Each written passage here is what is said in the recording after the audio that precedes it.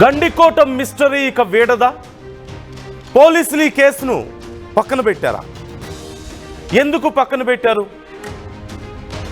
అంతా మాకు తెలిసిపోయింది అని రెండో రోజే చెప్పిన పోలీసులు నెల రోజులు గడిచిపోయింది ఇప్పటికీ.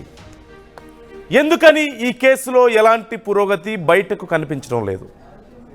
నేను క్లియర్గా చెప్తున్నాను, ఎందుకు బయటకి కనిపించడం లేదు అంటున్నాను. ఏదో విచారణ జరుగుతోంది అనేది తెలుస్తోంది. చాలామందిని విచారించారు. సెల్ ఫోన్ టవర్స్ని అక్కడ సిగ్నల్స్ ఆధారంగా అనేక మందిని గుర్తించారు. కానీ అటు తిరిగి ఇటు తిరిగి మొదట్లో ఏవైతే అనుమానాలు వచ్చాయో మళ్ళీ అక్కడే ఆగుతుంది కేసు. దేనికోసం? అక్కడ జాతర జరిగింది, ఆ జాతరలో వాళ్ళు ఎవరైనా అయి ఉండొచ్చు అన్నారు. కానీ ఆ వాళ్ళు కాదని తెలుస్తోంది. అక్కడ ఉన్నటువంటి కొంతమంది టూరిస్టులు ఎవరో ఒకిద్దరిని ముందుగా ఐడెంటిఫై చేశారు.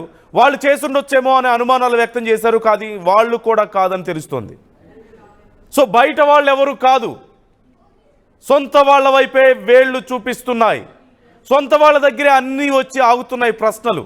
అన్ని సమాధానాలు అటువైపు నుంచే వస్తున్నట్లుగా తెలుస్తోంది. అసలు ఈ కేసు ఎక్కడ?